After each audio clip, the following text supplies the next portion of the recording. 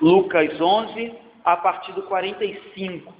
Jesus vai continuar, queridos, a repreensão que ele está fazendo contra a religiosidade, sendo que agora essas repreensões terão como foco os intérpretes da lei.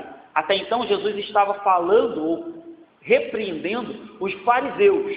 Agora ele vai repreender os intérpretes da lei. Esse é um trecho, desde a semana passada a gente está num trecho muito duro, num trecho bem duro, um trecho bem difícil, aonde Jesus exorta com bastante dureza, mesmo com bastante clareza, aos religiosos e àqueles que estavam distorcendo a verdade de Deus para o povo da época. Então, apesar de serem palavras bem duras, que talvez não se apliquem diretamente na nossa vida, são palavras que valem a pena nós estudarmos, meditarmos, para que nós venhamos a nos precaver, para que a gente não caia nos erros que a gente vai ver aqui Jesus criticando e exortando de forma muito clara mesmo. Então, vamos lá? A partir do versículo 45, o texto diz assim, verso 45.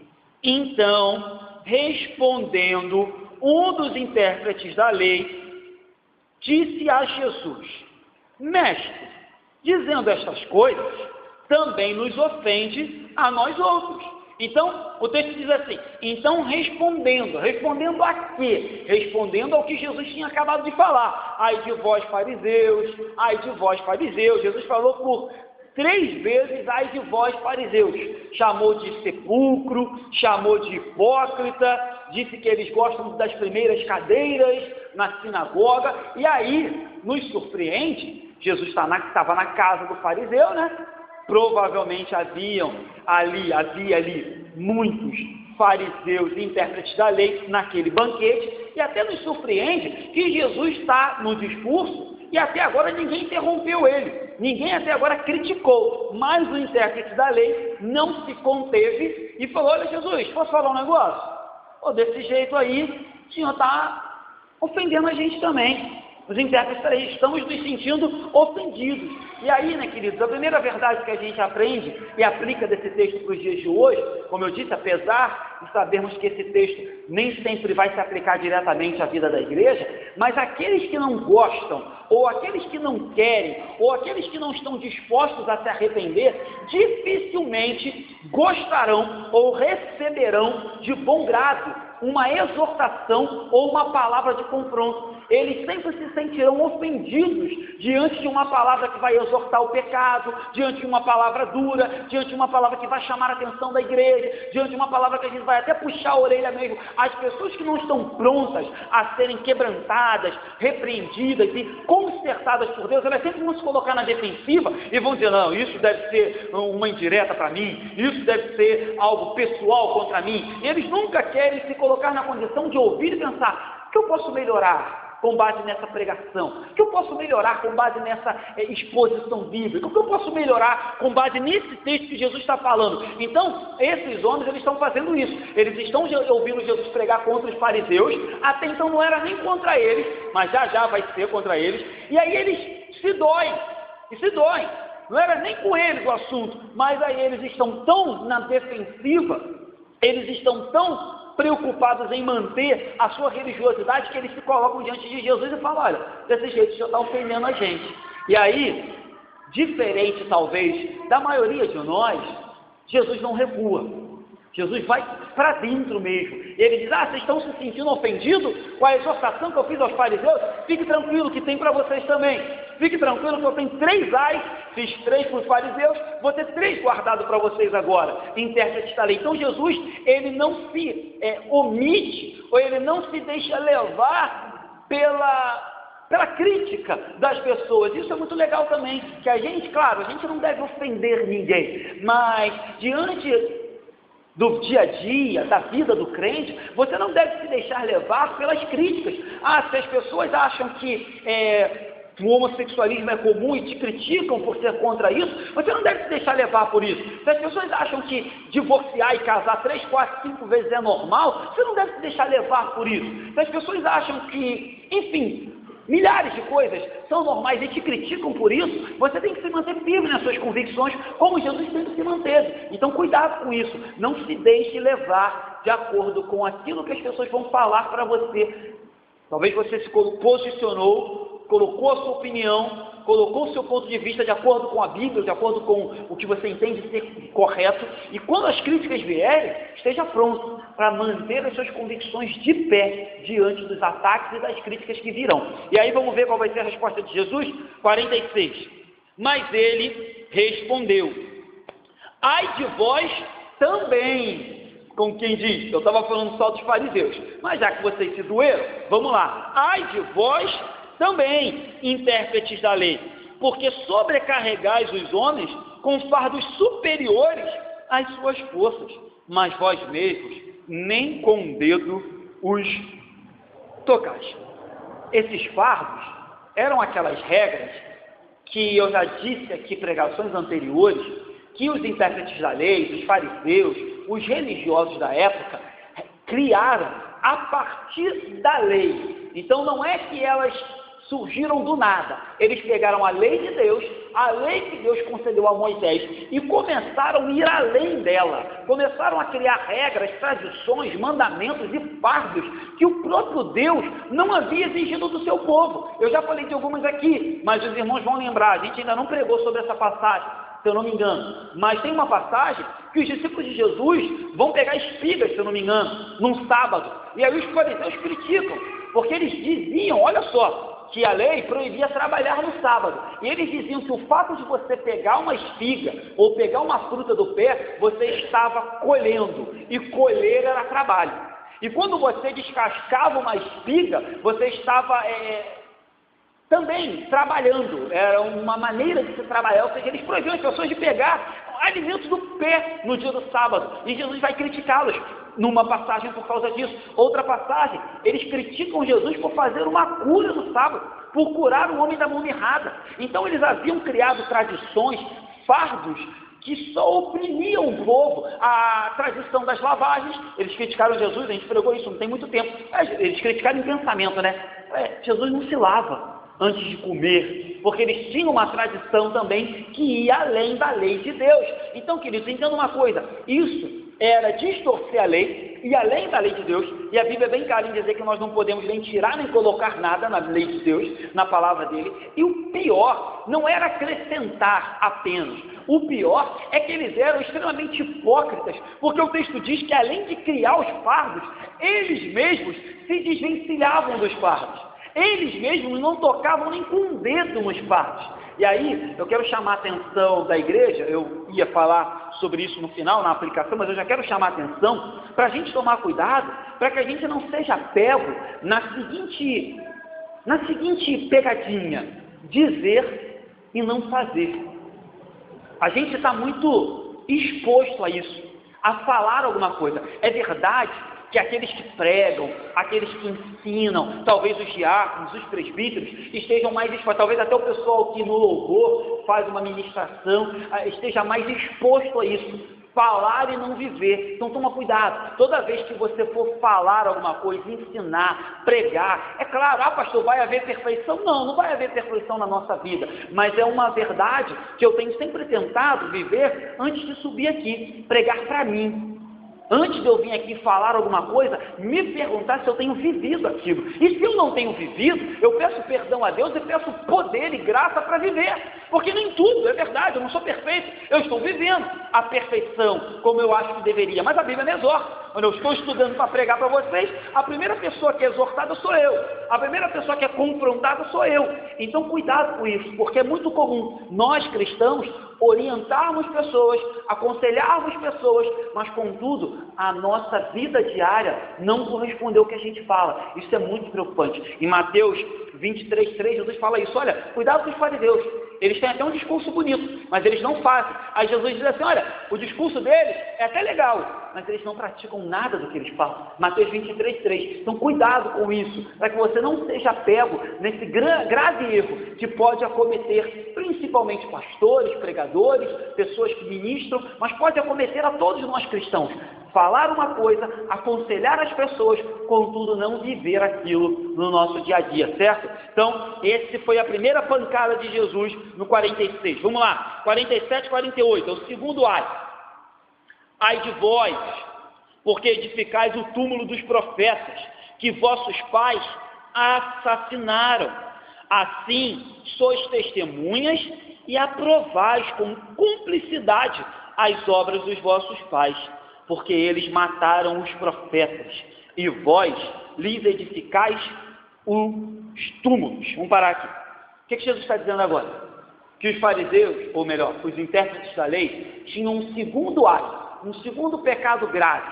E esse segundo pecado grave consistia no seguinte: eles eram filhos da tradição, filhos dos intérpretes, filhos dos fariseus, filhos, enfim, daquela sequência, de homens que deveriam interpretar a lei e levar a lei ao povo. Com tudo que eles faziam, na maioria das vezes, desde o Antigo Testamento, era perseguir os homens de Deus, os profetas de Deus que Deus levantava para trazer a verdade, para exortar o povo a voltar para os caminhos do Senhor. E aí Jesus fala assim: olha, o problema é que vocês não apenas sabem que os pais de vocês cometeram tais atrocidades, o problema maior é que, além de saber, vocês fazem o seguinte: para aparecer para o povo, para convencer o povo, para impressionar o povo, vocês fazem lápides, vocês edificam,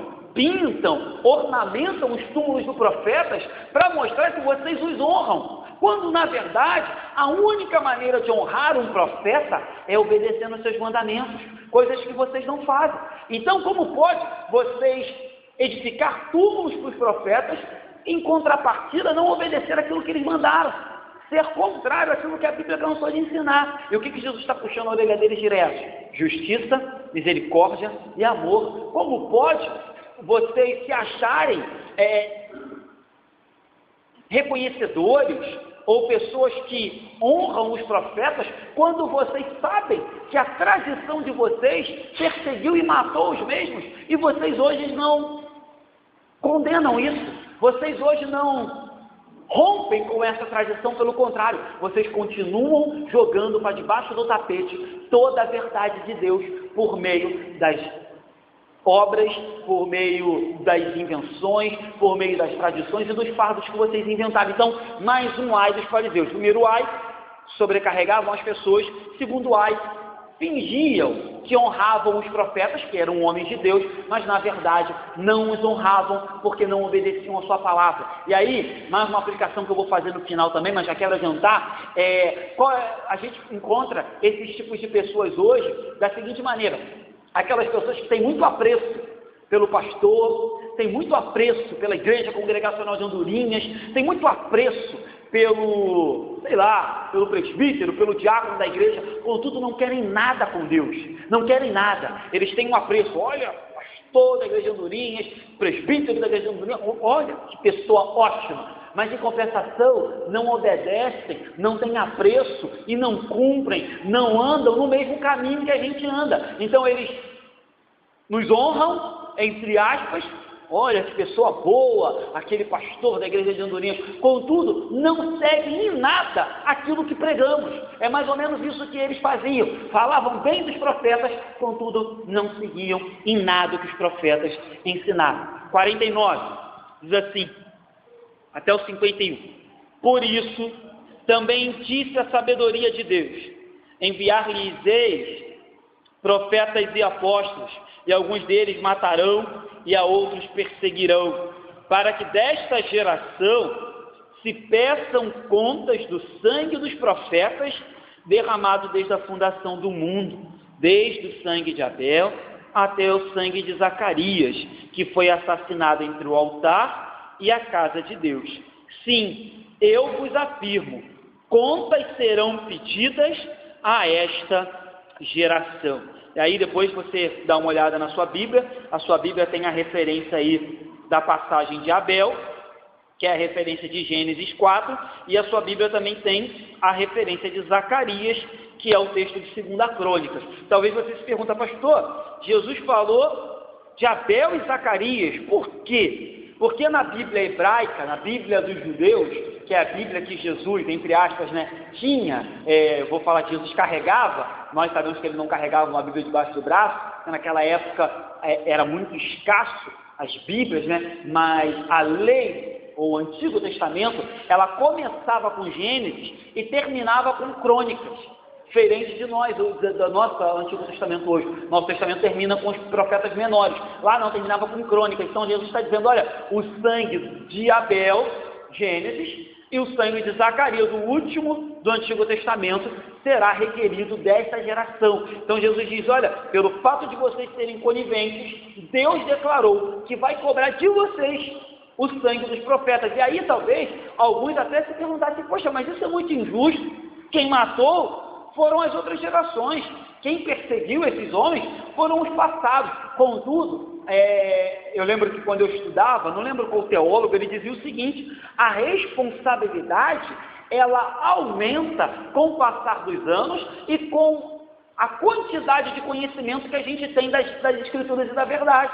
Então, aqueles que mataram eram culpados? Sim, mas esses homens seriam culpados também de estarem negando e de estarem afrontando os profetas? Sim, por quê? Porque eles tinham mais responsabilidade, porque tinham mais conhecimento e tinham mais luz acerca da verdade, porque diante deles estava Jesus. Então, cuidado, porque aquelas pessoas que entram na igreja, recebem a iluminação do Espírito por meio da pregação, do louvor, escutam quem é Jesus, ouvem qual é o plano de Jesus para a vida do ser humano pecador, que é se arrepender, ter uma vida de santidade, viver na igreja e ter uma salvação eterna. As pessoas que ouvem isso e ainda assim se endurecem, essas pessoas terão uma responsabilidade maior, porque eles tiveram uma luz maior, tiveram oportunidades maiores, tiveram privilégios que outros nem isso tiveram, de entrar numa igreja e ouvir da graça de Jesus. Então, eles seriam cobrados.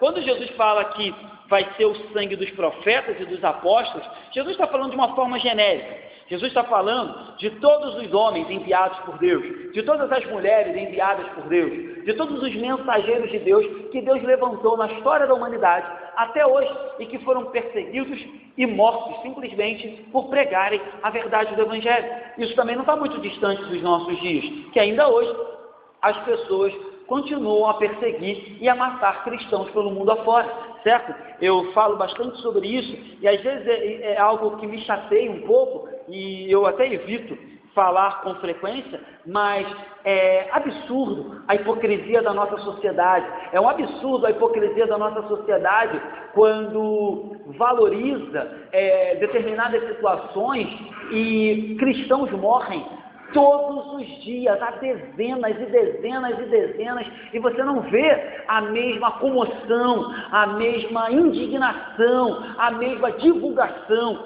E entenda o que eu vou falar. Não é que eu pense que não se deva se comover e se importar com a morte das outras pessoas, não. Mas eu acho uma grande hipocrisia. Vou dar um exemplo rápido. Quando teve aquele ataque terrorista naquele jornal francês, o mundo parou. E foi certo o mundo parar? Foi certo. Contudo, eu vou lhe falar que mais de milhares e milhares de cristãos morreram naquele ano e nenhum terço foi movido em favor dos cristãos. Nenhuma nota da ONU foi divulgada ou é divulgada. Nenhuma nota dos grandes governos é divulgada, repreendendo a cristofobia que existe pelo mundo afora. Isso é verdade. Não é historinha, não.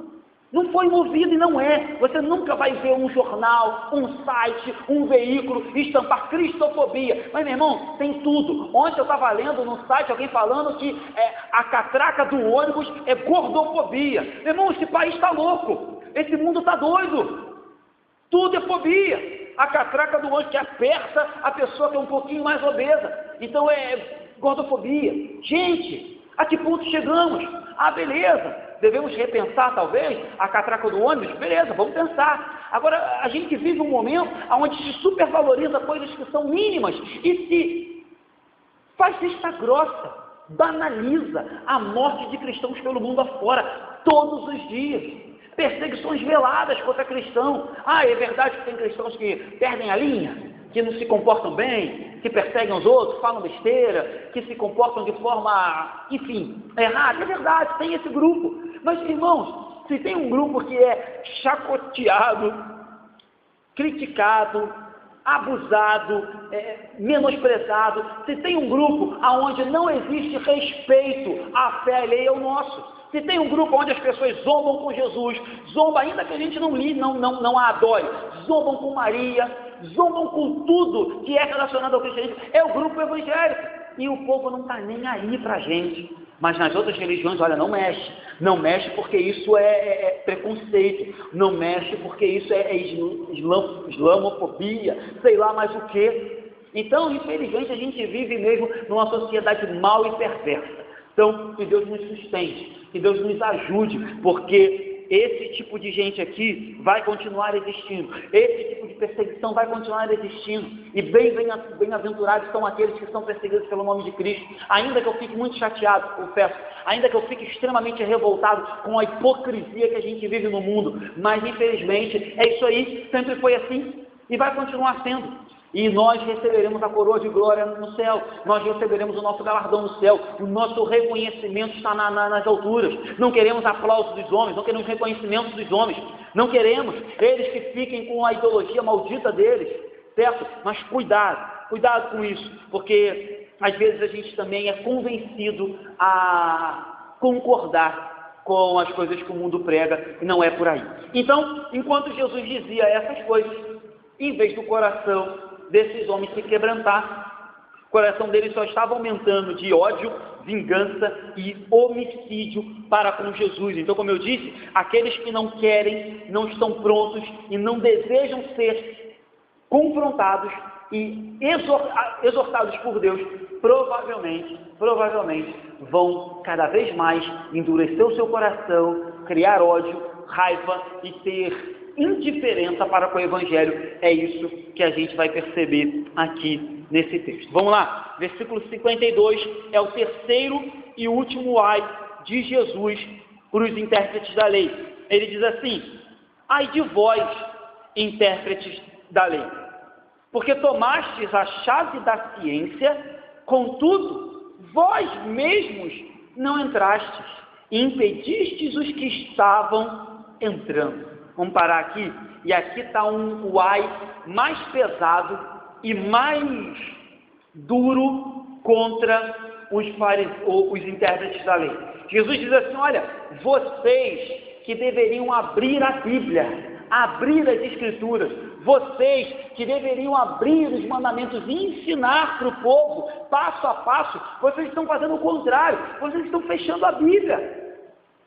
E aí, não é muito difícil trazer isso para os dias de hoje e lembrar de quantos pastores pregam de Bíblia fechada.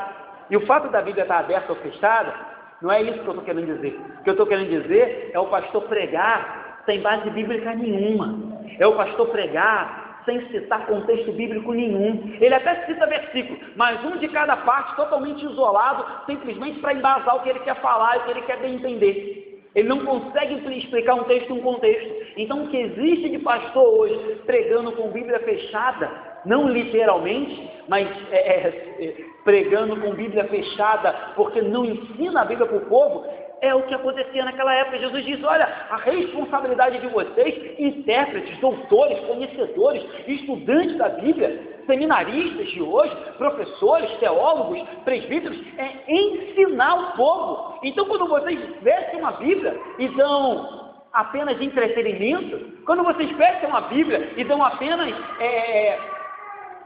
sociologia, filosofia, apenas massagem de ego, quando vocês fecham a Bíblia e apenas dão conselhos, o que vocês estão fazendo é impedir as pessoas de ter acesso à sabedoria de Deus, acesso à verdade de Deus, à ciência de Deus que está revelada nas Escrituras. Então, cuidado, quando o culto só gira em torno de autoajuda, de vitória, dessas coisas que a gente sabe que não são totalmente baseadas na Bíblia, a gente tem que rever os nossos conceitos. Ah, pastor, numa pregação pode ter uma palavra de ajuda? Pode. De conforto? Pode. De vitória? Pode. De bênção? Pode. Contudo, isso tem que estar baseado na Bíblia. Isso tem que estar de acordo com o versículo bíblico. A Bíblia diz o que a gente vai pregar. A Bíblia diz o que eu posso falar, e não eu digo o que a Bíblia deve dizer. Então, cuidado com isso. Então, aqueles que deveriam abrir, estavam fechando. Em vez de mostrar a salvação pela fé, eles estavam mostrando a salvação por meio da tradição,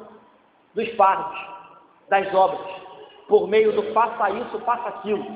quando Jesus nos diz que basta crer no nome dele para que sejamos salvos. É claro que depois da salvação, nós começamos a obedecer, a crer e a cumprir os mandamentos de Deus com felicidade, com alegria. Contudo, não é necessário nada mais do que crer em Jesus para ser salvo. Não é necessário nada mais que isso. Contudo, esses homens fecharam a Bíblia e estavam ensinando para as pessoas que as obras eram mais importantes do que a graça. E só que o que eles não entendiam é que quando eles inventavam isso, eles, além de impedir pessoas de chegar à salvação, eles mesmos se excluíam. Porque o texto diz assim: vós mesmos não entrastes e impedistes os que estavam entrando. Porque quando eles diziam que a salvação era pelas obras, pelo fardo e pela lei, pela tradição, eles mesmos eram incapazes de obedecer. Tanto é assim que o texto diz: olha, vocês colocaram fardo nas pessoas, mas vocês mesmos não cumprem.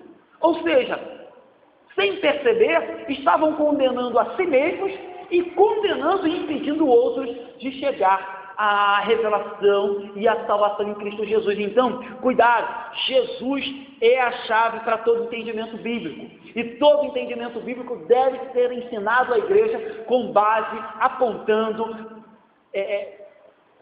aparecendo, revelando Jesus. Porque se a gente tira Jesus, a gente tem tradição, fardo, obra, a gente tem uma letra morta, a gente tem peso religioso. Então, se tirar Jesus das Escrituras, se tirar a graça que ele trouxe, se tirar o amor de Cristo do Evangelho, o que você vai ter é uma religião pura, dura e morta, que só traz besteira, só traz atraso de vida. Então, cuidado, Jesus é a chave para todo entendimento, e sem Jesus não é possível entender nada das Escrituras, nada. Por isso que esses homens não entendiam nada, porque eles não reconheciam Jesus como seu único e suficiente Salvador, como o Emanuel, o enviado de Deus. Vamos lá, 53 e 54, para terminar esse capítulo nosso. Saindo Jesus dali, passaram os escribas e fariseus, se juntaram agora, né? Jesus bateu em uns, bateu em outros, agora eles se juntam.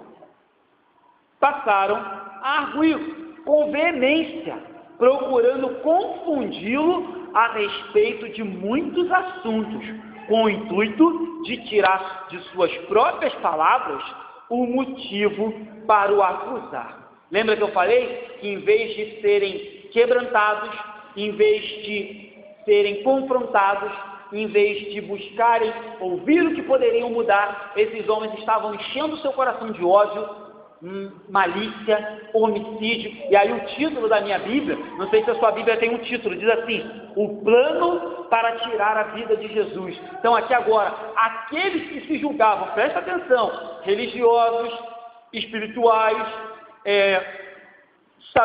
sabedores do Antigo Testamento, estavam planejando matar o Filho de Deus.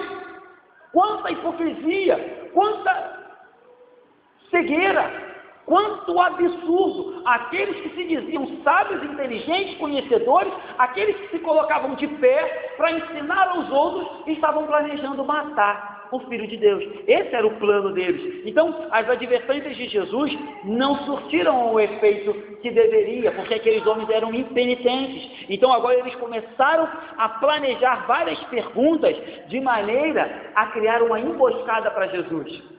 Como se eles estivessem planejando uma emboscada, uma armadilha para pegar um animal, para pegar ele de surpresa. Só que a gente bem sabe que isso não aconteceu. Eu lembro e gosto muito dessa passagem, sempre repito quando posso, quando dizem para Jesus lá no seu interrogatório: olha, vai ficar em silêncio, Jesus? Não sabe que eu tenho poder para tirar a tua vida? Que eu tenho poder para libertá-lo? Aí ele diz diante do imperador: se do alto céus não lhe for concedido, você não pode nada, nada. A minha vida eu mesmo a dou e eu mesmo vou tomar de volta no terceiro dia.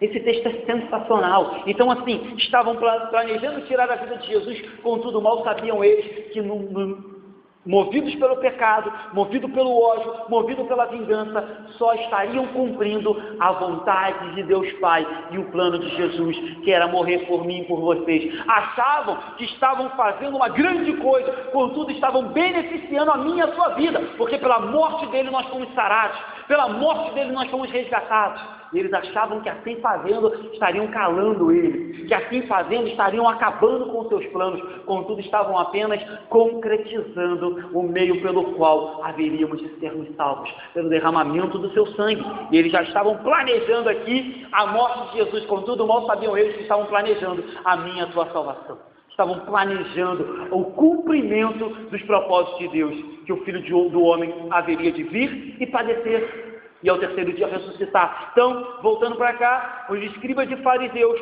após aquela reunião, eles não saem dali para mudar de vida, mas eles saem dali para tirar uma vida, a vida do nosso Senhor Jesus. E aí, voltando para aquilo que eu falei já no início, quando a verdade é pregada, e quando Jesus é anunciado como o único caminho para o céu, que nenhuma mais religião, que nenhuma mais tradição, que nenhuma igreja pode levar para o céu, que só Jesus, e quando nessa pregação o pecado também é exortado e denunciado, geralmente os ouvintes se dividem em dois grupos.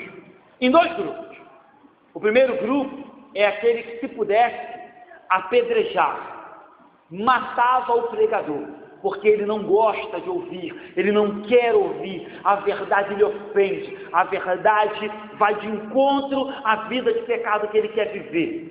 O outro grupo, pela graça de Deus, é quebrantado. O outro grupo tem os seus olhos abertos, os seus ouvidos destampados, ele ouve a voz doce de Jesus, ele encara a cruz de Cristo como um símbolo não apenas só de morte agora, mas também como um símbolo de salvação, como um símbolo de caminho, que fechou, ou melhor, criou uma ponte entre o abismo que havia entre ele e Deus. Então, esses são os dois grupos diante de uma pregação do Evangelho. Aquele grupo que quer apedrejar e perseguir o pregador, e aqueles que pela graça de Deus dizem: isso é verdade, isso é para mim, eu preciso disso, sem isso eu estou perdido, eu preciso me segurar e me agarrar nessa verdade.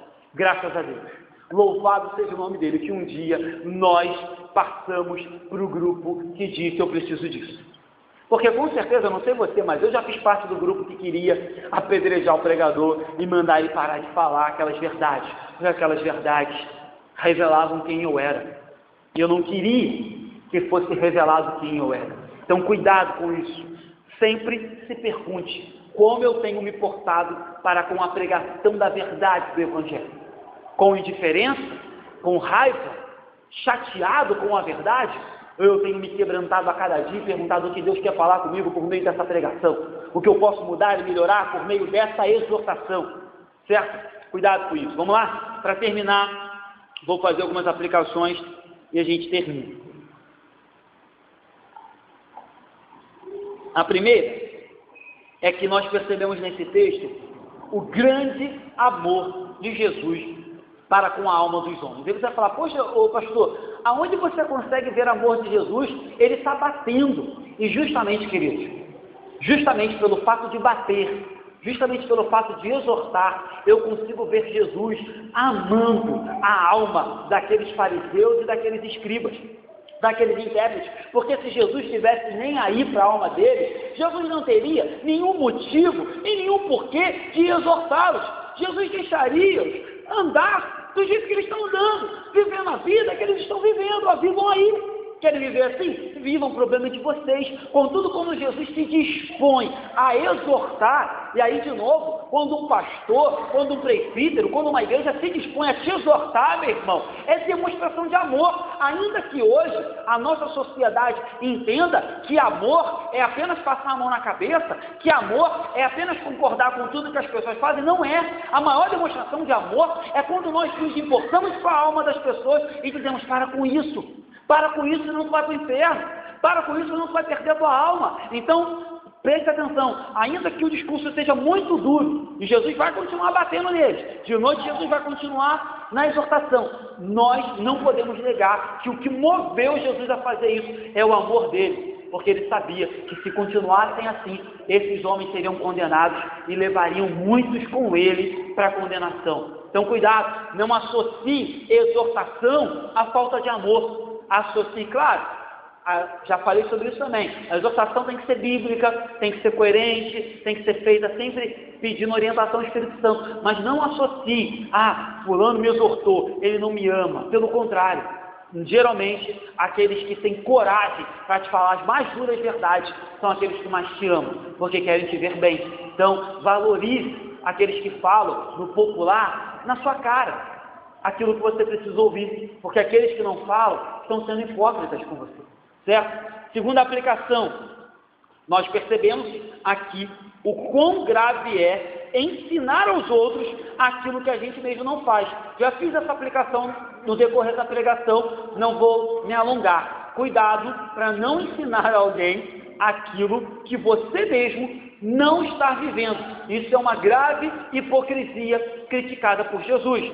Terceira aplicação, queridos, é muito mais fácil o mundo admirar crente morto do que crente vivo.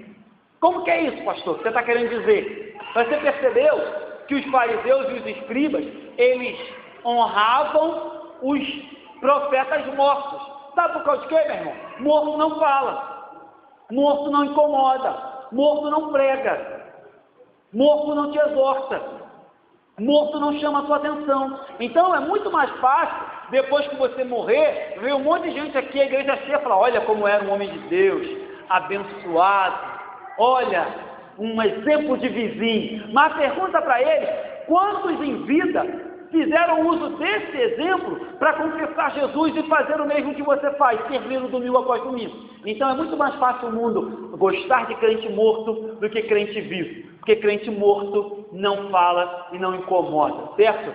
Outra coisa, quarta aplicação, os perseguidores do Evangelho, já falei sobre isso, um dia prestarão contas, meus irmãos. Ainda que nos doa o coração, ainda que eu confesso que me dá vontade de chorar só de falar, a perseguição e a morte que os nossos irmãos passam, não se deixe enganar. Eles darão conta, prestarão conta. E o texto diz que o sangue será cobrado, para que desta geração se peçam contas do sangue dos profetas derramado desde a fundação do mundo. Então, não se desespere, não se deixe desanimar. Ainda que seja muito duro, como eu disse, a perseguição e a maneira como somos tratados diante dessa sociedade. Saiba que o grande juiz, o nosso Senhor, o nosso advogado, o nosso general de batalha, o nosso Pai, aquele que zela por mim e por você, um dia, diante do trono dele, há de requerer cada injustiça, cada sangue, cada perseguição e tudo aquilo que foi feito contra a sua igreja. Descanse nele, entregue nas mãos dele, certo? Isso aí pertence a ele, mas isso também nos conforta em saber que aqueles que hoje estão lá doando o seu sangue, doando a sua vida, não fazem em vão, fazem como semente do Evangelho. Toda vez que o sangue deles é derramado, tem um autor que fala isso, que a igreja do Novo Testamento, a igreja primitiva, a semente da igreja primitiva foi o sangue dos apóstolos e o sangue dos mártires. O sangue dos mártires e dos apóstolos foi a semente, foi o que fez florescer o evangelho da igreja que nós temos hoje. E continua sendo assim. E um dia Deus há de levantar e julgar cada uma dessas pessoas que se levantaram contra a igreja dele. Última aplicação, para a gente terminar, também já falei, quão terrível é impedir os outros de se achegar a Cristo. É o último trecho nosso aí, que os fariseus tinham tomado a chave e não entravam e não deixavam ninguém entrar. Então cuidado, meu irmão. Cuidado para que nós nunca venhamos a cometer esse erro. Que Deus não nos permita jamais ser pedra de tropeço. Que Deus não nos permita jamais ser motivo de escândalo para o Evangelho. Porque a Bíblia diz que haverão escândalos. Mas ai daqueles pelo qual vierem os escândalos. Então a Bíblia diz que é necessário que haja heresia. Mas cuidado, a Bíblia diz ai daqueles que criarem ou que forem instrumentos das heresias. Então, que Deus nos livre de talvez por uma atitude impensada, talvez por uma postura incoerente, talvez por uma hipocrisia, talvez por uma distorção do Evangelho, que Deus nos livre de sermos impedimento para que outros não cheguem ao conhecimento de Jesus. Que ainda que falhos, ainda que imperfeitos, nós procuremos a cada dia termos acessos, temos instrumentos, temos ferramentas para que as pessoas, por meio da nossa vida, conheçam a graça, o amor, o perdão, a misericórdia do nosso Senhor e Salvador Jesus Cristo. A salvação, a paz, o gozo, a alegria, o conforto, a cura que só Ele pode dar. Que sejamos essas pessoas. Não estou falando de perfeição, mas pelo contrário, estou falando de vigiarmos para que não sejamos barreira, muro, pedra de tropeço, para que não sejamos aqueles que as pessoas lá de fora poderão apontar o dedo. A gente sabe que sempre teremos pessoas para falar mal do crente, mas se eles falarem mal do crente sem fundamento, tudo bem, é Deus que nos justifica, mas terrível coisa é quando as pessoas apontam para a gente e dizem: olha, eu não vou para a igreja por causa disso, e quando eles apontam com razão. Nesse momento, nós somos impedimentos. Nesse momento, nós somos como esses homens. Impedimos as pessoas de conhecer o Evangelho por causa de um mau testemunho, por causa de uma má atitude. Então, que Deus nos livre disso. Que a cada dia nós possamos nos perguntar o que podemos fazer para tirar da nossa vida toda a barreira e todo e qualquer resquício que impeçam as pessoas de olhar para a gente e querer o Jesus que a gente serve. Amém? Vamos terminar?